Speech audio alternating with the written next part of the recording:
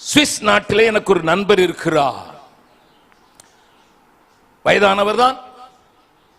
அவர் அவருடைய தாயை பராமரிப்பதற்காக ஒரு வயோதிகர்களுடைய இல்லத்திலே வைத்திருக்கிறார். சாதாரணமாக ஐரோப்பாவிலையும் கனடா, அமெரிக்கா போன்ற நாடுகளிலேயும் வயதானவர்களை வீட்டிலே வைத்து பார்க்க கூடாத ஒரு சூழ்நிலை இருக்கிறதுனால் அநேகர் இப்படிப்பட்ட வயதான இல்லங்களை, வயதானோருக்கான முதியோர் இல்லங்களை உண்டாக்கி அதை நடத்துவது வழக்கம். அப்படி நடத்துகிறவர்களுக்கு அரசாங்கமும் போதிய உதவித்தொகை கொடுப்பதினாலே அவர்கள் பெற்றோர்களை கொண்டு அங்கே விட்டு விடுவார்கள். அங்கே சில வசதிகள் செய்யப்பட்டிருக்கிறது. என்ன, 4 பேருக்கு ஒரு ரூம் கொடுக்கப்பட்டிருக்கிறதுனால வயதான காலத்தில் இருக்கிறவர்கள் எப்பொழுதும் இந்த பழைய கதையே சொல்லிக் கொண்டிருப்பார்கள் அல்லவா, அதை கேட்கிறதற்கு ஒரு ஆள் வேணும் அவர்களுக்கு. வீட்டில் வயசானவங்க உங்க வீட்டில் வச்சிருந்தீங்கன்னா தெரியும், அவங்க சொல்லிக்கிட்டே தான் இருப்பாங்க. போட்ட உடஞ்ச ரெக்கார்டு அந்த நாட்கள் சொல்லுவாங்க, அந்த உடஞ்சதே போட்டு சொல்லிக்கிட்டே இருப்பாங்க. நீங்க ஆன்னு கேட்டுக்கிட்டே இருக்கணும். அதுதான் அவளுக்கு பெரிய பொழுதுபோக்கு மாத்திரமல்ல, அதுதான் காரியம். ஆகையினாலே இந்த அரசாங்கம் என்ன செய்திருக்கிறது, 4 பேர் கொண்ட படுக்கையை ஒரு அறையிலே போட்டு அவர்கள் சுற்றி உட்கார்ந்து பேசுவதற்கு, அது வீல் சேராக இருக்கலாம் அல்லது மற்ற வசதியான சேராக இருக்கலாம், அதில் உட்கார வைப்பார்கள். இரண்டாவது, அவர்களை அனுதினமும் 24/7 என்று சொல்லுவோமே, எந்த நேரமும் கவனிப்பதற்கு ஒரு நர்ஸ் எப்பொழுது இருப்பார்கள் டியூட்டியிலே. அவர்கள் தும்மினால் கூட வந்து விடுவாள். அவர்கள் ஏன் என்று கேட்டால் கூட, ஒரு ஏக்க பெருமூச்சு விட்டால் கூட ஏன் என்று கேட்க வந்து விடுவார்கள். அப்படிப்பட்டவர்களை பயிற்சி கொடுத்து அங்கே வைத்திருக்கிறார்கள்.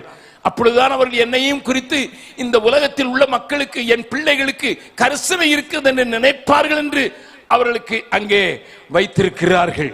அப்படிப்பட்ட ஒரு சூழ்நிலையை உருவாக்கினால்தான் இவர்கள் வசதியாக இருக்க முடியும் என்று சொல்லி அவர்களை அங்க தங்க வைத்தது மாத்திரமல்ல, அவர்கள் என்ன கேட்டாலும் அவர்களுக்கு கொண்டு வந்து கொடுப்பதற்கான பல காரியங்களை அரசாங்கமும் செய்து சில தனி ஸ்தாபனங்களோடு கூட சேர்ந்து செய்து வருகிறது. அப்படிப்பட்ட ஒரு இடத்திற்கு என் நண்பர் கொண்டு போய், என்னுடைய அம்மாவை நான் உனக்கு அடையாளம் காட்டி கொடுக்க வேண்டும், அவர்கள் உனக்காக தினமும் ஜெபிக்கிறார்கள் என்று சொன்னார்.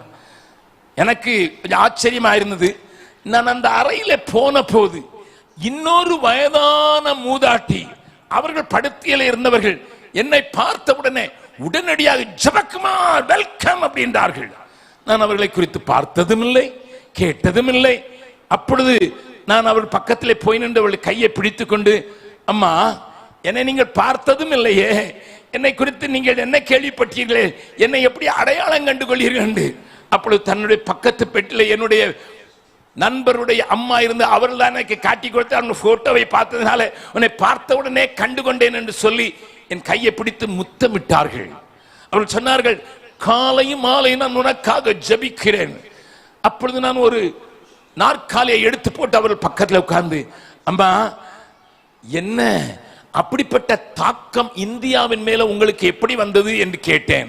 அவர் சொன்னார், நான் இந்தியாவுக்கு போனதில்லை, இந்தியர்களை ஏராளமாய் சந்தித்ததும் இல்லை, ஆனால் ஆண்டவர் என்னை 45 வருடங்கள் ஆப்பிரிக்க காடுகளிலே முரட்டாட்டமான மக்கள் மத்தியிலே என்னை வைத்திருந்தார். எனக்கு அவர்களுடைய கதையை கேட்க வேண்டும் என்று ஆசையாயிருந்தது. நானும் ஒரு மிஷினரி அல்லவா. இந்த தாயினுடைய அனுபவங்கள், அதுவும் ஆப்பிரிக்க காடுகளிலே வசதிகள் இல்லாத, ஒரு எலக்ட்ரிசிட்டி இல்லாத, தொடர்புகள் இல்லாத, ஒரு சரியான ரோடுகள் இல்லாத முரட்டு மனிதர்கள் மத்தியிலே போய் இவர்கள் ஊழியம் செய்திருக்க அவளை உட்கார்ந்து அவருடைய காரியங்களை புரிந்து கொள்ள வேண்டும் என்று பக்கத்தில் உங்களுடைய காரியங்களை சொல்வீர்களா? எப்படி இயேசுவிடத்தில் வந்தீர்கள், எப்படி ஒரு மிஷினரி அழைப்பை பெற்றீர்கள், எப்படிப்பட்ட ஊழியம் செய்தீர்கள் என்று அடுக்கடுக்காக நான் கேள்வி கேட்டபோது அவர்கள் சொன்னார்கள், நான் என் தாய்க்கும் தகப்பனுக்கும் ஒரே மகள்.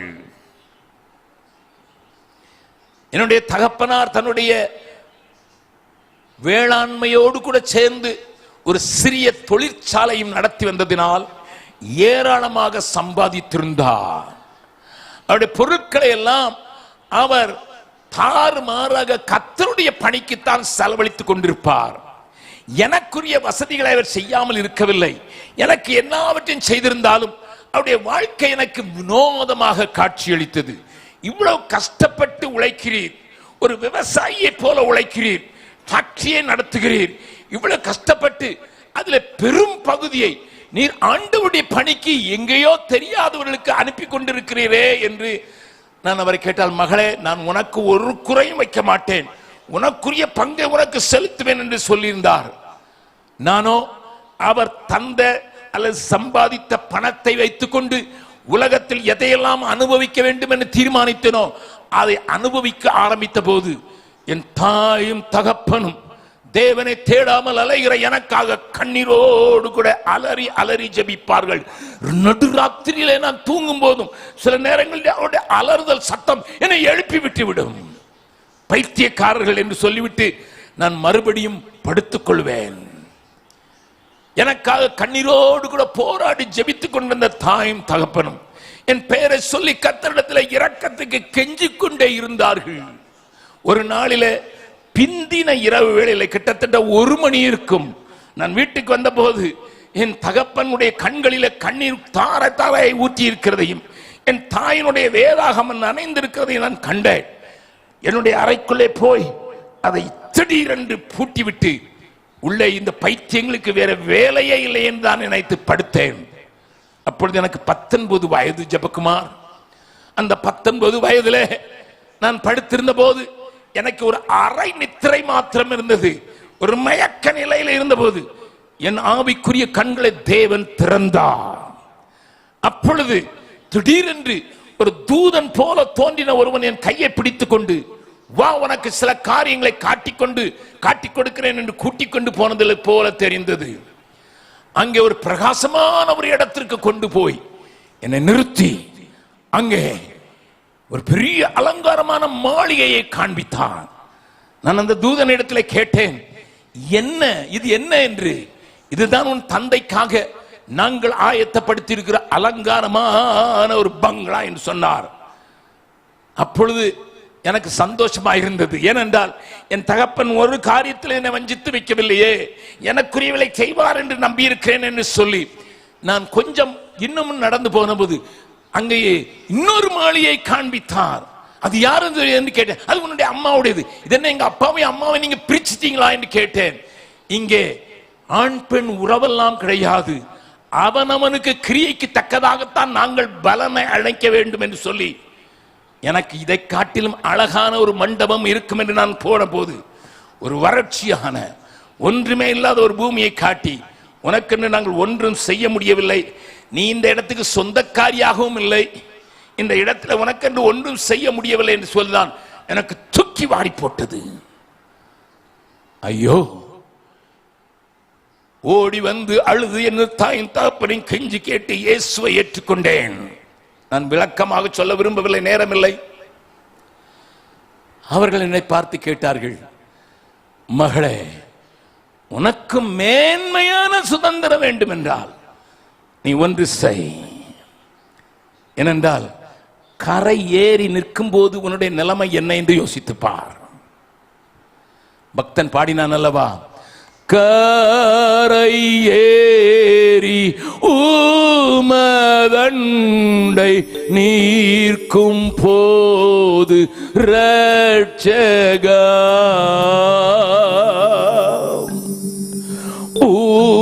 ஊதவாமல் பலனற்று வேட்கப்பட்டு போவேனோ, ஆத்மா ஒன்றும் ரட்சிக்காமல் வேட்கத்தோடு ஆண்டவா வேறும் கைய நாக உம்மை கண்டு கொள்ளலாகுமோ, தேவரீர் கை தாங்க சற்றும் சாவு கஞ்சி கலங்கே,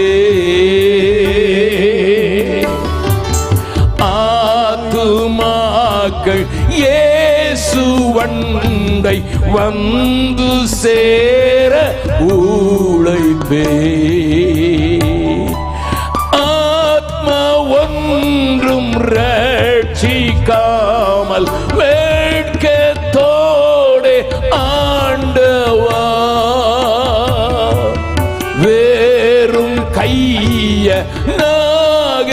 உம்மை கண்டு கொள்ளல் ஆகுமோ.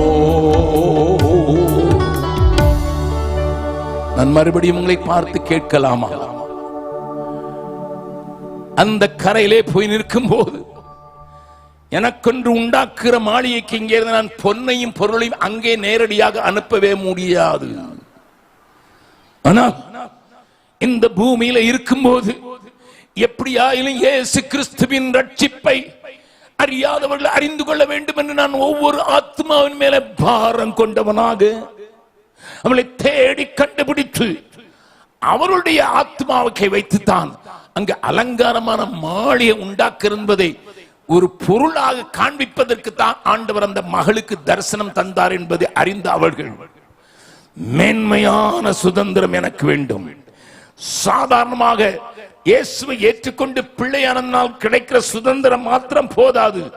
அதற்காக நான் என் தாய் தகப்பனிடத்தில் சொல்லிவிட்டு 2 ஆண்டுகள் வேதாகம கல்லூரியிலே போய் வேதத்தை படித்து அங்கிருந்து வீட்டிற்கு கூட வராமல் நேரடியாக ஆப்பிரிக்க காடுகளிலே சென்று 45 வருடங்கள் நான் அவருக்காக பணி செய்தேன். திருமணமும் தாம் செய்து கொள்ளவில்லை. ஏனென்றால் எனக்கு முன்னதாக ஆயிரக்கணக்கான மக்கள் அறியாமலே அழிந்து கொண்டு வெளிச்சம் இல்லாததினால இருட்டில இருக்கிற காரியம் என்னை அலற பண்ணிக்கொண்டே இருந்தது. நான் கேட்டேன், ஆப்பிரிக்காவில் முரட்டு ஜனங்கள் உண்டே, அவளை சும்மா விட்டு விட்டார்களா? நீங்கள் ஒரு வாலிப பெண்ணாய். அவர்கள் தலையை கவிழ்த்து விட்டு சொன்னார்கள், Jebakumar, I am sorry, I was raped twice, but I took it for the sake of his kingdom. 2 முறை வலுக்கட்டாயமாக என் கற்பை இழக்கும்படியான ஒரு சூழ்நிலைக்கு நான் தள்ளப்பட்டேன். ஆனால் ஆண்டவருக்காக நான் எதையும் இழப்பேன் என்று அன்றைக்கு சொன்னேனே, அதிலே என் கற்பும் அடங்கும் என்று சொல்லிதான் கற்பை இழந்தாலும் இதை விட்டு போக மாட்டேன் என்று 45 வருடங்கள் அந்த காடுகளில் அலைந்து திரிந்து நான் அந்த ஆத்மாக்களை சம்பாதித்தேன் என்று அவள் சொன்ன போது என்னை அறியாமலே என் கண்களில் இருந்து தாரை தாரையாய் கண்ணீர் வடிந்தது. ஒரு பெண் தன்னுடைய வாழ்க்கையிலே கற்பைத்தானே பெரிதாக நினைக்கிறாள். அது இழக்கும்படியான ஒரு சூழ்நிலை வரும்போது அவள் எவ்வளவு பாடுபட்டு இருக்க வேண்டும் என்பதை நான் யோசித்து, ஏனென்றால் 4 தங்கைமாரோடு கூட பிறந்தவன் நான். ஆகையினால ஒரு பெண்ணினுடைய பெருமை எனக்கு தெரியும். அப்படிப்பட்ட நிலையில் தான் ஊழியத்தை அந்த நாட்களிலே கட்டினார்கள். ஏனென்றால் அவர்களுடைய எண்ணங்களில் எல்லாம் சாதாரணமான வேளையில் நான் அடங்கி இருக்க மாட்டேன், மாறாக மேன்மையான சுதந்திரம் எனக்கு கிடைக்க வேண்டும் என்பதில் நான் குறியா இருப்பேன் என்று சொல்கிற அந்த ஆதங்க சத்தம் அந்த கைகளை இப்பொழுது நான் அவருடைய கைகளை முத்தமிட மாறித்தேன். முதலாவது என் கைகளை முத்தமிட்டார்கள், பின்னதாக அவருடைய கைகளை நான் முத்தமிட்டு, தாயே உங்களை சந்தித்து எனக்குள்ளே ஒரு புது உணர்ச்சியை பெற்றதற்காக ஆண்டவருக்கு நன்றி என்று சொல்லிவிட்டு வந்தேன். அடுத்த தடவை போகும்போது அவர்கள் இல்லை. ஒருவேளை எனக்காகத்தான் அவர்களை அந்த நாள் வரைக்கும் ஆண்டவர் உயிரோடு வைத்திருந்தாரோ இல்லை. அவர்கள் பெயர் Emily. My dear people of God, இந்த சபையின் போதகர் உங்களை பார்த்து கேட்டார், ஆண்டவருக்காக நீ செய்தது என்ன? ஆண்டவருடைய ராஜ்யத்தை கட்டுவதற்கு நீ இழந்தது என்ன? அவர்கள் ஒரு காரியத்தையும் சொன்னார்கள், என் தகப்பனார் வைத்திருந்த அத்தனை சொத்தையும் நான் ஆப்பிரிக்காவிலேயே தானமாக ஊற்றிவிட்டேன். பரலோகத்துக்கு போகும்போது தான் எனக்கு தெரியும் என்னுடைய பலன்களுக்கு அங்கே என்ன உண்டாயிருக்கிறது என்று. என்னுடைய எண்ணையும் சந்தோஷமாய் என் ஆஸ்திகளையும் சந்தோஷமாய் கொள்ளை கொடுத்தேன் என்பதை அந்த அம்மா தன்னுடைய வாழ்க்கையிலாலே காண்பித்து கொடுத்து விட்டார்கள்.